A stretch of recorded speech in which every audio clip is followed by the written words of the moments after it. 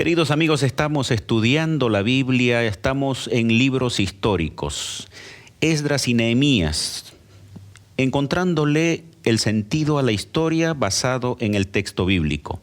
Por eso, en este momento queremos invitarte a que te unas para estudiar la Biblia a través de la guía de estudio de la Escuela Sabática, y en esta oportunidad estudiaremos parte del libro de Nehemías. Axiomas, más allá de la evidencia. Es el estudio temático de la Palabra de Dios. Queridos amigos, estamos aquí reunidos, un grupo de amigos para estudiar la Biblia. Está nuestro amigo Iván, Pastor Iván Mamani. Bienvenido, un saludo a nuestra audiencia. Muchas gracias por darnos la oportunidad de participar. Un saludo cordial a todos los que participan de este bendecido estudio de la Palabra de Dios. Está también con nosotros el Pastor Marcelo Moreira. Bienvenido, querido pastor, y luego del saludo una breve oración para ya entrar en el estudio. Gracias, un saludo a nuestros amigos que están en la sintonía de Nuevo Tiempo. Y vamos a orar, vamos a estudiar la Biblia, que Dios abra nuestra mente para conocer este tema tan importante. Oremos. Santo Dios, te alabamos por el privilegio de poder estudiar tu palabra. Pedimos tu bendición para no solamente comprender, pero saber también presentar a nuestros amigos que nos escuchan. Bendigas a nosotros, bendigas a nuestros oyentes, en el nombre de Jesús. Amén. Amén. Históricamente estamos en el siglo VI y parte del siglo V antes de Cristo, en el periodo donde el pueblo de Israel se encontraba cautivo en Babilonia y comenzaron a regresar. Y ahora vamos a entrar un poquito en el libro de Nehemías. ¿Qué sucede en los primeros capítulos? ¿Qué nos narra el libro de Nehemías? ¿Quién era Nehemías? Pastor Marcelo tal vez pueda hablarnos un poquito acerca de Nehemías, la época que estaba ocurriendo. Inclusive hay una relación con las profecías de Daniel, estos hechos que estaban aconteciendo en ese tiempo. Sí, ya estudiamos sobre el tema de la preocupación, no solamente de Daniel, pero del pueblo, porque la profecía de Jeremías había hablado de que después de 70 años, ¿cierto?, el pueblo volvería a su tierra, a Jerusalén, para la reconstrucción de la ciudad, ¿cierto? Y por problemas políticos, Daniel capítulo 10 retrata muy bien el asunto. Por problemas políticos, la reconstrucción de Jerusalén se quedó solamente en parte, ¿cierto? El templo se había reconstruido, pero faltaba lo importante de las ciudades, que sería el muro, la protección. Entonces, la gente tenía miedo de vivir ahí, la gente que trabajaba en el templo. Entonces, el problema sería una oposición de los samaritanos, antes conocido como cuteos. Este grupo sí quedó celoso, ¿no? Porque viene Nehemías con todo un grupo del ejército, y ahora viene para una misión especial. Bien, vamos a profundizar eso más adelante. En estas circunstancias, ¿dónde estaba Nehemías? ¿Quién era Nehemías? ¿Quiénes estaban en Jerusalén construyendo y que habían tenido, como dice el pastor, un inconveniente que paró la obra? Los dos primeros grupos, ¿no? Uno guiado por Zorobabel, otro por Esdras, tuvieron algunos resultados, ¿no? Pero no completos, porque hubo bastante oposición. Entonces Dios, en su infinita sabiduría, hizo levantar un tercer grupo liderado por Nehemías. ¿Quién era Nehemías? Nehemías capítulo 1, verso 1 dice ahí, palabra de Nehemías, hijo de Acalías. Ya él era un judío y en ese momento estaba trabajando ahí en el palacio del rey Artajerjes. Y la palabra de Dios dice que Nehemías era el copero del rey Artajerjes. Bien, ¿no? ¿Cuál era la importancia de un copero, pastor Marcelo, porque ahora actualmente no existen esos cargos, ¿a qué equivaldría más o menos? ¿Qué grado de influencia podría tener una persona así en un reino como el de Persia en esa época? Para que nos ubiquemos un poquito en el contexto y luego podamos ir viendo cómo Dios fue utilizando a las personas para cumplir su propósito. Se destaca en este periodo una serie de rebeliones, ¿cierto? Comenzó con Egipto y rebeliones también dentro del propio gobierno. Entonces se tenía una preocupación cuanto a la seguridad del rey. Y la gente que trabajaba con el rey debería ser gente de confianza. Ahí entra Nehemías. Nehemías cuidaba de alimentos, bebidas, siempre era quien probaba antes de llegar al rey. Entonces llama la atención porque Nehemías es judío, ¿cierto? Estamos hablando de Persia. La Persia ha abierto una puerta, una oportunidad para un judío tomar una posición tan importante. Y la posición es de acuerdo con la necesidad de cuidar del rey. Tenían la preocupación de que ninguna persona hubiera puesto un veneno o algo ahí en sus alimentos, sus bebidas. Y Nehemías tenía la oportunidad de hablar directo con el rey, ¿cierto? Era una oportunidad muy buena para un judío. Está bien, es interesante ver que el historiador Heródoto inclusive señala que los persas tenían en alta estima a los coperos, ya que eran inclusive considerados altos funcionarios, ¿no? Por lo tanto, lo que decía el pastor, es importante como un judío llega a ocupar un cargo así, como puede ocurrir ahora, ¿no? Un cristiano ocupando cargos importantes en algún espacio. Pero yendo un poquito, sí, ahora ya avanzando un poquito, pero el tiempo no es muy largo. ¿Qué es lo que hace Nehemías para poder ganarse el favor de Artajerjes? Porque habían pasado 13 años, la obra no había avanzado mucho y ahora él necesitaba ir a Jerusalén a continuar con el trabajo. Sí, porque el capítulo 1, verso 1, 2 y 3 habla, ¿no?, de las malas noticias que recibe Nehemías, de que no estaba avanzando, ¿no?, el trabajo, el remanente, los que habían ido a Jerusalén a reconstruir, estaban en gran mal, las murallas derribadas. ¿Qué es lo que hizo Nehemías? Avancemos un poquito. Sí, el versículo 4 justo dice ahí, cuando oí estas palabras me senté y lloré e hice duelo por algunos días y ayuné y oré delante del Dios de los cielos. Y ahí comienza la oración de Nehemías. O sea, ¿cuánto tiempo estuvo en esa preparación, diríamos? Sí, el capítulo 2 ahí responde, ¿no? Dice, sucedió en el mes de Nisan, en el año 20 del rey Artajerjes, que estando ya el vino delante de él, tomé el vino y lo serví al rey. O sea, eso nos da un indicio, ¿no? Más o menos pasaron un poquito más de 4 meses, ¿no?, que Nehemías estuvo ahí preparándose, estuvo orando, hacía ayuno, iba planificando, ¿no?, para poder, cuando tuviera la oportunidad delante del rey, presentar su petición. Ahora ahí, saliéndonos un poquito de la historia, quiero que ustedes nos ayuden a ver cómo nosotros normalmente actuamos. ¿Será que tenemos esa paciencia para poder orar y ayunar durante ese periodo de tiempo cuando tenemos un desafío por delante? Generalmente, capaz vamos a la parte humana, ¿no? Tratamos capaz de solucionarlo con nuestras propias fuerzas, ¿no?, o buscando una ayuda humana. Pero aquí el ejemplo de Nehemías nos indica que siempre debiéramos ir primero a Dios. Pastor Marcelo, ¿usted ya ha visto algún grupo de cristianos, iglesia o algo, orando, ayunando por 4 meses por algún asunto? Estamos poniendo un ejemplo, ¿no? Pero digamos un tiempo bastante prolongado, o a veces somos muy rápidos en querer la respuesta. Sí, esta es la preocupación, ¿no? Porque el tiempo, nuestro tiempo es un tiempo, necesitamos de la respuesta ahí, la hora, ¿cierto? Pero, pastor, me llama la atención para la oración de Nehemías. Hay una estructura literaria que es una poesía en realidad, la oración.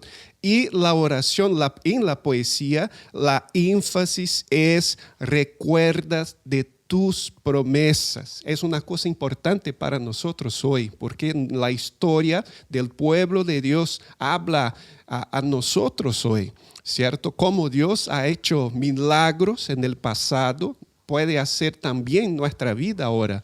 Entonces, lo que se apega a Nehemías para tener el coraje de hablar con el soberano, ¿no?, de toda la tierra, ahí, que sería el rey de Persia, es el recuerdo de las promesas del Señor. Se apega en eso. Exactamente, ¿no? La figura literaria usada es el quiasmo, que lleva justamente a que en un punto central aparezca ese énfasis. Bien, ahora llega el momento en el que Nehemías tiene que presentarse ante el rey. Vamos a irnos a una breve pausa y vamos a comentar luego cómo él se expresa y cómo sucede luego el envío de Nehemías para ayudar en la reconstrucción de Jerusalén. Vamos a una breve pausa y enseguida retornamos. Ya retornamos con Axiomas.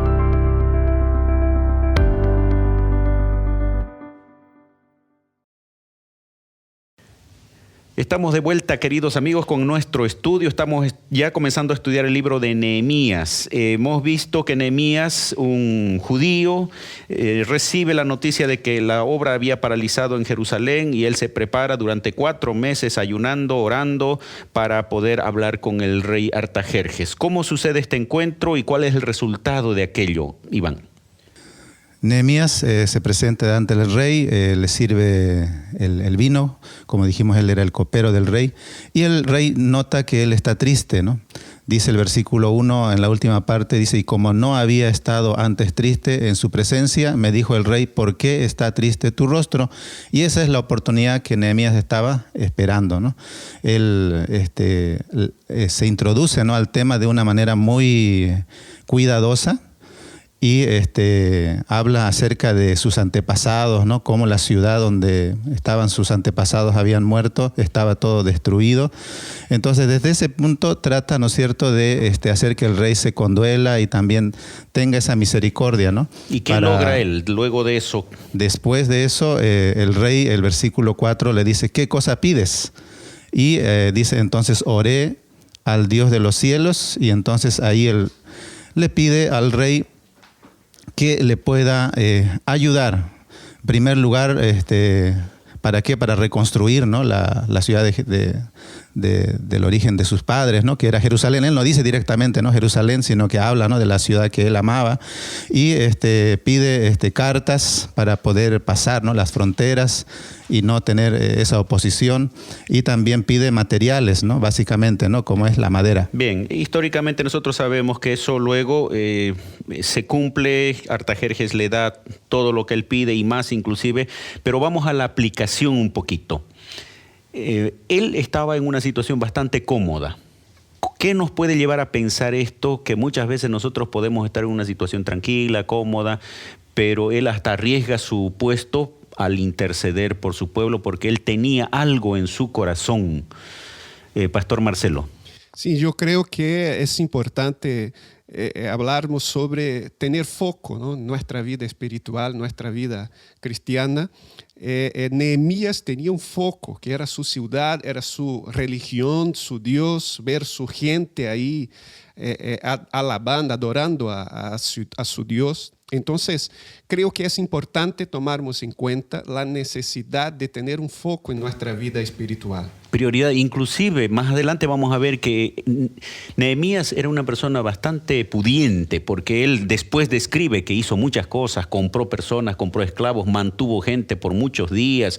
Él económicamente estaba muy bien posicionado, pero como dice el pastor Marcelo, él tenía una prioridad mayor que eso solamente. El foco era restaurar el pueblo, la adoración en Israel, y él regresar también allí. Y tal vez ahí viene nuestra pregunta, ¿no? ¿Cuál es tu prioridad? ¿Cuál es nuestra prioridad? Interesante que en capítulo 2, verso 12, en una parte dice, del texto dice, y no declaré a hombre alguno lo que Dios había puesto en mi corazón que hiciese en Jerusalén. O sea, primero Nehemías va y hace un diagnóstico, ¿no?, una evaluación, cómo estaba ya cuando llega a Jerusalén. Pero me llama la atención esa frase, ¿no?, donde él dice, lo que lo que Dios había puesto en mi corazón. O sea, ¿qué es lo que era? Él estaba convencido de que lo que él había ido a hacer ahí no era un plan de él nomás, sino que era la voluntad de Dios, era el plan de Dios que la ciudad de Jerusalén sea reconstruida. Y por eso él estuvo dispuesto a salir de su comodidad e ir, ¿no es cierto?, a enfrentar esos desafíos. Yo creo que si nosotros también estamos convencidos y convertidos, ¿no?, a la misión que Dios nos ha encomendado, a pesar de las diferentes oposiciones y desventajas, lo vamos a cumplir. Hay lecciones de liderazgo importantes en la historia de Nehemías, ¿no? Una de las cosas que mencionaba el pastor Iván, dice, no, Nehemías no le dijo a nadie los planes hasta que llegara el momento. Luego él, antes de presentar algo, Nehemías hizo su tarea, planificó, organizó, y posteriormente él recién manifestó el proyecto que él tenía. Y ahí también importante, ¿no?, la prudencia, porque a veces cuando la persona comienza a presentar algo sin que haya la preparación puede truncarse. Interesante que la historia de Nehemías nos ayuda mucho en la vida actual, y la historia del pueblo de Israel puede repetirse también de la manera como Dios guió en el pasado a su pueblo, lo guía ahora en el futuro. ¿Qué más podemos mencionar en relación a la experiencia de Nehemías? Sí, creo que es interesante pensar también que Dios habló al corazón de Nehemías, ¿cierto? Y entonces su propuesta, cuando presenta a su gente, toda la idea es una idea de Dios. Entonces, antes de presentarnos el tema, es necesario escuchar de Dios, ¿cierto? Para que no tengamos nuestra filosofía, nuestras capacidades adelante, y que tengamos, sí, a Dios adelante de nuestros proyectos, nuestros sueños. Y si Dios le dio la misión a él, también él preparó el camino, ¿no? Ahí está la evidencia.